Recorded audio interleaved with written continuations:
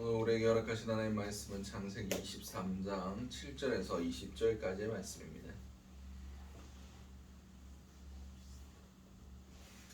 창세기 23장 7절에서 20절까지의 말씀입니다. 제가 읽은 성경으로는 구약 29면이 됩니다. 우리 다 잘 아시는 줄 알고 창세기 23장 7절에서 20절까지의 말씀 우리 한 목소리 합독하시도록 하시겠습니다.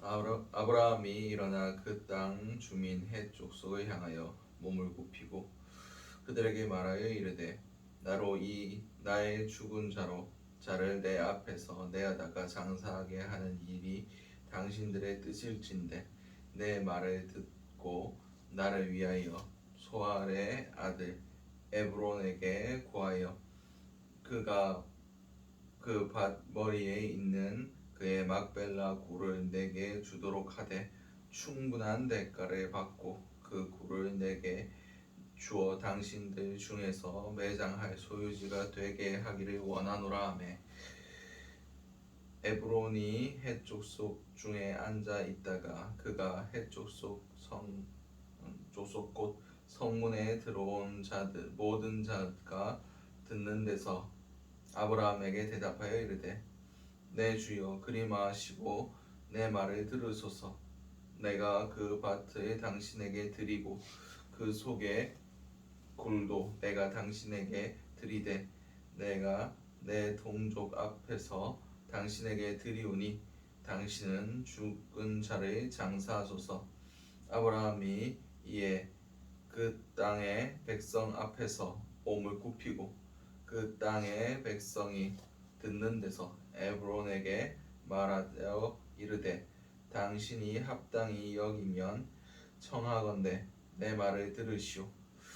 내가 그 밭값을 당신에게 주리니 당신은 밭에서 내게서 받으시오. 내가 나의 죽은 자를 거기서 장사하겠노라. 에브론이 아브라함에게 대답하여 이르되 내 주여 내 말을 들으소서. 땅 값은 은 400세겔이나 그것이 나와 당신 사이에 무슨 문제가 되리이까. 당신의 죽은 자를 장사하소서. 아브라함이 에브론의 말을 따라 에브론이 헷 족속이 듣는 데서 말한 대로 상인이 통용하는 은 400세겔을 달아 에브론에게 주었더니 마본의 앞 막벨라에 있는 에브론의 밭 곧 그 밭과 거기에 속한 굴과 그 밭과 그 주위에 둘린 모든 나무가 성문에 들어온 모든 핵조속이 보는 데서 아브라함의 소유로 확정된지라. 그 후에 아브라함이 그의 아내 사라를 가나안 땅 마볼의 앞 막벨라 밭 굴에 장사하였더라. 마볼에는 곧 헤브론이라. 이와 같이 그 밭과 거기에 속한 굴이 헷 족속으로부터 아브라함의 매장할 소유지가 지로 확정되었더라. 아멘. 오늘 우리에게 허락하신 창세기 23장 7절에서 20절까지 말씀을 가지고 오늘 하루를 살아가실 은혜를 함께 나누셨으면 좋겠습니다. 우리가 먼저 기도해야 할 기도의 제목은 겸손하게 하소서. 본문 7절에서 9절까지의 말씀입니다. 아브라함이 일어나 그 땅 주민 헷 족속을 향하여 몸을 굽히고 그들에게 말하여 이르되 나로 나의 죽은 자를 내 앞에서 내어다가 장사하게 하는 일을 당신들의 뜻일진데 내 말을 듣고 나를 위하여 소알의 아들 에브론에게 구하여 그가 그 밤 머리에 있는 그의 막벨라 굴을 내게 주도록 하되 충분한 대가를 받고 그 굴을 내게 주어 당신들 중에서 매장할 소유지가 되게 하기를 원하노라. 아멘. 오늘 본문에서 아브라함이 그 헷 족속을 향하여 몸을 굽히고라고 표현되어 있습니다. 이것은 절을 했다라는 뜻입니다. 아브라함이 이제 사라가 죽어서 장사할 매장지를 찾고 있었습니다. 그 가운데 많은 헷 족속들이 그냥 그거를 자기 원하는 땅을 찾아서 요구를 해라. 그러면 우리가 주겠다. 그런 식으로 얘기를 하고 있는 가운데 아브라함은 끝까지 겸손한 모습으로 자신의 그 헷 족속에게 절을 하며 그들의 자신의 스스로를 낮추는 모습을 볼 수가 있습니다. 그리고 거기에 대해서 결코 값을 치르지 않고는 그것을 얻지 않겠다. 충분한 대가를 반드시 치르겠다 하면서 자신이 요구할 수 있는 것, 자신의 권리를 내려놓고 겸손한 마음으로 나아가는 것을 볼 수가 있습니다. 그렇습니다. 이렇게 할 수 있었던 이유는 아브라함이 자기가 아무것도 아닌 존재인 걸 알았기 때문입니다. 하나님 앞에서 아무것도 아닌 존재인 걸 스스로 항상 기억하며 살아갔기 때문입니다. 하나님께서는 분명히 겸손한 자를 미워하신다고, 교만한 자들을 미워하신다고 분명히 말씀하고 계십니다. 하나님 앞에 나아갈 때, 그리고 믿는 자들이 반드시 요구되는 삶의 덕목 중 하나가 바로 겸손입니다. 자기 스스로를 낮출 수 있는 그런 삶의 양식입니다. 예수님께서도 분명히 말씀하셨습니다. 이 세상에서는 자기를 높은 자가 높임을 받고 그렇게 섬김을 받는 것이 당연하지만 너희 중에는 그렇지 않을지니 누구든지 높임을 받으려면 낮은 자가 되고 섬기는 자가 되고 종이 되어야 높임을 받는다 라고 분명히 말씀하셨습니다. 그렇습니다. 스스로를 낮추며 겸손하게 살아가는 것이 우리 기독교인들에게, 믿는 자들에게 반드시 필요한 삶의 모습입니다. 이것은 하나님과 우리와의 관계에서도 겸손이 있어야 되지만, 그리고 우리 이웃 간의 모습 가운데서도 우리가 스스로 겸손할 수 있어야 됩니다. 아브라함은 그가 택한 민족이라고 교만하지 않았습니다. 이스라엘 민족이 지금도 가지고 있는 그 시오니즘, 우리만 선택된 민족이다, 다른 모든 이방인들은 다 멸망당할 자들이다 라고 생각하면서 다른 이방인들에게 함부로 대하는 그런 모습은 아브라함에게는 찾아볼 수 없었습니다. 그는 이방인들을 대할 때도 자신이 나그네이고 그 사람들이 원주민으로서 당연히 그들이 받아야 될 모습과 그들에게 갖춰야 할 예들을 다 지켰던 것을 우리는 볼 수 있습니다. 내가 하나님 백성으로서 내가 스스로의 자존감을 가지는 건 중요합니다. 그러나 자존감이 잘못되면 우리가 교만해질 수 있고, 자존감이 잘못되면 자신의 자존심에 상처를 입었다고 그렇게 폭력을 입삼고 지금 사회 문제가 되고 있는 그 모든 것들이 일어날 수 있습니다. 자존감이 높은 사람만이 겸손할 수가 있습니다. 이것은 자기 비하를 하라는 소리가 아닙니다. 높은 자만이 낮출 수 있습니다. 요새 제일 문제되는 게 뭡니까? 사람들이 자존심은 높은데 자존감이 낮습니다. 그래서 모든 분노 범죄들이 그래서 일어납니다. 나를 무시했다, 내가 존중받지 못했다 하면서 비상식적인, 이성적이지 않은 그런 모습들을 보이고 살아갑니다. 우리 믿는 자들 가운데도 그런 모습이 일어날 수 있습니다. 우리의 인격이 하나님 앞에서 다듬어지지 않으면 육적인 반응들이 나오게 되어 있습니다.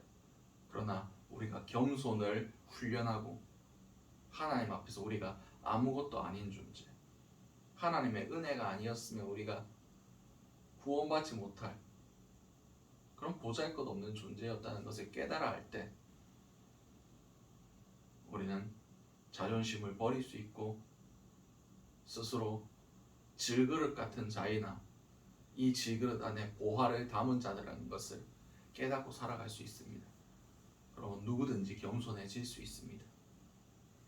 나를 위해 죽으신 예수 그리스도의 십자가를 바라볼 때 우리는 우리의 모든 것들을 내려놓을 수 있습니다. 그때 주어지는 겸손이 가장 큰 겸손입니다.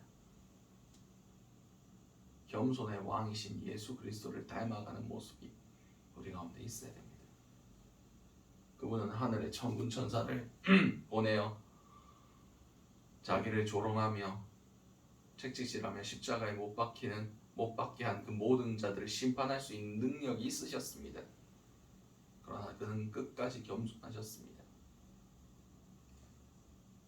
자신이 누릴 수 있는 그 모든 것들을 내려놓으셨습니다. 우리는 예수의 제자입니다. 예수를 닮아가는 사람들입니다. 우리는 겸손하게 살아야 됩니다. 세상은 겸손하면 무시당한다. 겸손하면 손해본다. 큰 소리도 칠 줄 알아야 되고 떵떵거리며 살아야 된다 얘기합니다. 하나님 나라의 법칙은 그렇지 않습니다. 그런 자들이 하나님의 미움을 받습니다. 오늘 하루 살아가실 때 우리가 겸손한 모습으로 살아갈 수 있게 해달라고 기도하신 저와 여러분들이 되시기 바랍니다. 두 번째 기도 제목은 손해보며 살게 하소서. 보면 10절에서 16절까지의 말씀입니다. 에브론이 헷 족속 중에 앉아있다가 그가 헷 족속 곧 성문에 들어오는 모든 자가 듣는 데서 아브라함에게 대답하여 이르되 내 주여 그리 마시고 내 말에 들으소서. 내가 그 밭을 당신에게 드리고 그 속에 굴도 내가 당신에게 드리되 내가 내 동족 앞에서 당신에게 드리오니 당신이 중근 자리를 장사하소서. 아브라함이 이에 그 땅의 백성 앞에서 몸을 굽히고 그 땅의 백성이 듣는 데서 에브론에게 말하여 이르되 당신이 합당히 여기면 청하건대 내 말을 들으소서.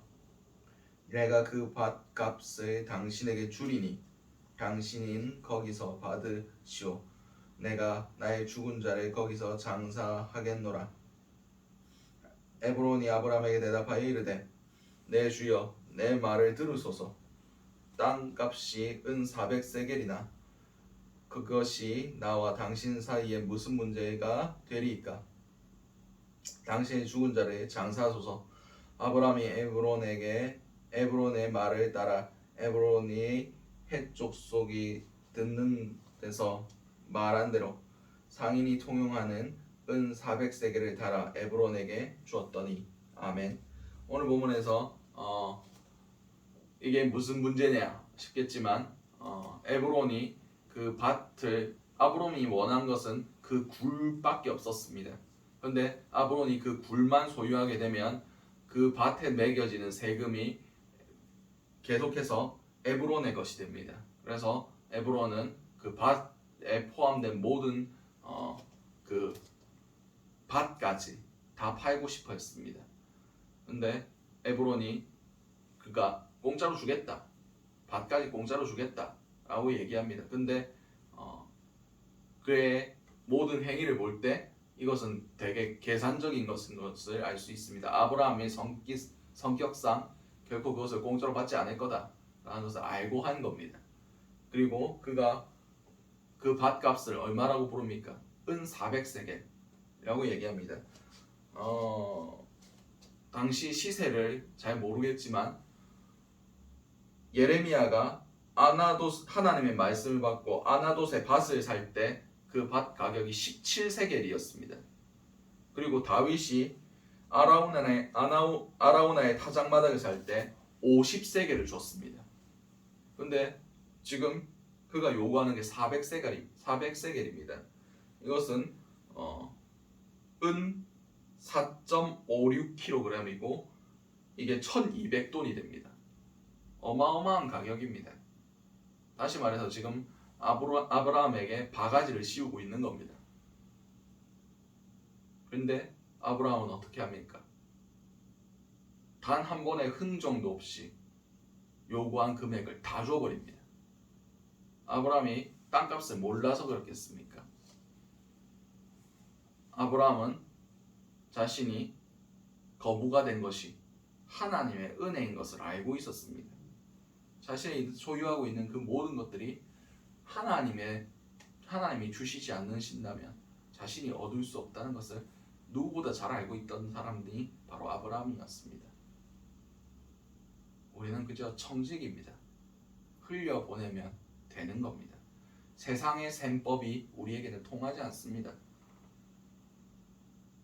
그저 우리는 하나님이 주신 것을 관리하고 있는 사람일 뿐입니다.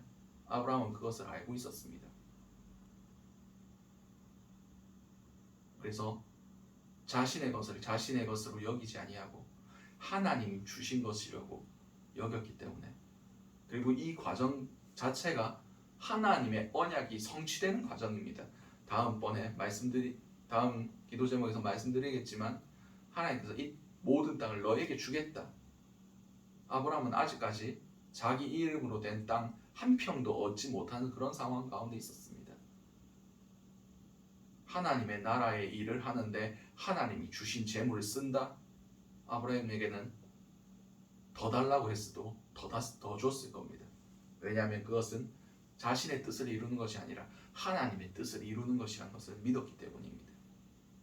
그렇습니다. 우리 믿는 사람들은 손해보면 살아야 됩니다. 왜냐하면 우리의 물질이 내 것이 아니기 때문입니다. 아브라함은 자신이 큰 거부였지만, 많은 재물을 소유하고 있는 사람이었지만 그 재물에 매이지 않았습니다. 그런 말도 있죠. 있는 사람이 더한다. 그 한 푼을 아까워하면서 베풀지 못한다. 그것은 다 돈에 매여 있기 때문입니다. 돈이 우상이기 때문입니다. 돈이 그들의 주인이기 때문에 그렇게 바들바들하며 살아가는 겁니다. 하나도 베풀지 못하고 그렇게 살아가는 겁니다. 그러나 하나님께서 우리에게 재물을 주셨고, 우리가 그것에 대하여 청직이고 우리는 관리하는 자라는 인식을 가지고 살아갈 때 우리는 돈에 매이지 않을 수 있습니다. 돈으로부터 자유로울 수가 있습니다. 아브라함처럼 손해보고도 아무렇지도 않을 수가 있습니다. 왜냐하면 하나님이 가져가셨다고 여기기 때문입니다. 오늘 하루를 살아가실 때 내 소유를 내 소유로 여기지 않으시기 바랍니다. 다 하나님이 주신 겁니다. 그 모든 것들로부터 자유함을 얻으시는 저와 여러분들이 되시기 바랍니다. 마지막 기도 제목은 하나님의 약속이 성취됨을 신뢰하게 하소서. 오늘 보면 17절에서 20절까지의 말씀입니다. 마몬의 앞 막벨라에 있는 에브론의 밭 곧 그 밭과 거기에 속한 굴과 그 밭과 그 주위에 둘린 그 모든 나무가 성문에 들어온 모든 헷 족속이 보는 데서 아브라함의 소유로 확정된지라. 그 후에 아브라함이 그의 아내 사라를 가나안 땅 마볼의 앞 막벨라 밭 굴에 장사하였더라. 마볼에는 곧 헤브론이라. 이와 같이 그 밭과 거기에 속한 굴이 헷 족속으로부터 아브라함의 매장할 소유지로 확정되었더라. 아멘. 하나님께서 내가 동서남북 모든 것을 바라봐라. 그리고 좌우로 종으로 횡으로 다녀봐라. 그 땅을 다 너에게 주겠다 라고 말씀하셨습니다. 이것이 언제였느냐? 바로 롯과 헤어진 다음이었습니다. 그리고 그가 그 다음으로 장막을 옮겨서 이동한 곳이 이 마본의 상수리 나무 앞이었습니다. 아브라함이 이 땅을 샀다는 것은 그것을 기점으로 하나님의 약속이 그 땅 가운데 편만하게 이루어질 것을 믿었기 때문에 이 땅을 산 겁니다. 이 땅이 자기와 아무런 상관이 없으면 그 땅을 사지 않았을 거예요. 고향으로 돌아갔을 겁니다. 이 사건과 정면으로 대치되는 사건이 어떤 사건입니까? 요셉이 자기가 죽을 때 유언으로 어떻게 얘기합니까? 나중에 이 백성들이 가나안 땅으로 돌아갈 텐데 그때 내 유고를 가지고 가서 가나안 땅에 장사하라고 유언을 내립니다. 그리고 모세와 이스라엘 백성들이 출애굽할 때 요셉의 그 유고를 가지고 출애굽을 합니다. 그렇듯 자기가 권세를 누리고 자신이 죽었던 그 애굽 땅은 자기 고향이 아니란 소리입니다. 돌아가야 할 땅, 약속의 땅이 있다는 겁니다. 아브라함이 이 막벨라 굴에 자기 아내 사라를 매장하고 자기도 여기에 매장되고 그리고 이삭과 리브가도 그리고 야곱과 레아도 라헬이 아니라 레아도 거기에 장사되었습니다. 그렇습니다. 이것은 하나님의 약속의 성취를 믿는 행위였습니다. 그의 이름으로 된 처음 땅, 소유 그에게 속한 땅이 생겼다는 것. 그 작은 엘리야가 그 갈멜산 꼭대기에서 3년 6개월 동안 비가 오지 않는 그 가운데서 하나님께 기도하였더니 그 손바닥만한 작은 구름을 보고 큰 비의 소리를 들었던 것 같이 그가 소유한 그 마물의 상수리 나무를 포함한 그 땅을 소유하면서 하나님은 하나님의 약속이 이루어지는 것을 믿음으로 보았던 것입니다. 아직 그의 약속, 하나님과의 약속이 이루어진 것은 그 땅과 자기의 자녀 이삭 단 한 사람밖에 없었습니다. 그래서 하나님의 신실하심을 믿었고 그 약속을 믿고 믿음으로 나아갈 수 있었던 것이 아브라함의 믿음이었습니다. 오늘 하루를 살아가실 때 우리도 그런 믿음을 소유할 수 있게 해달라고 기도하는 자들이 될 수 있길 원합니다. 하나님의 약속을 붙들면 하나님이 우리에게 베풀어 주실 그 천국을 소망하며 나아가면 이 땅 가운데 겸손할 수 있고 이 땅 가운데 손해보며 살 수 있습니다. 오늘 하루를 살아가실 때 우리가 그것을 누리며 살아갈 수 있는 자들 될 수 있게 해달라고 우리 함께 주여 한번 외치신 후에 동성으로 기도하시고 각자의 기도 제목으로 기도하신 후 자유롭게 돌아가시도록 하시겠습니다. 주여 사랑과 은혜가 충만하신 하나님 아버지 은혜를 너무나 감사드립니다.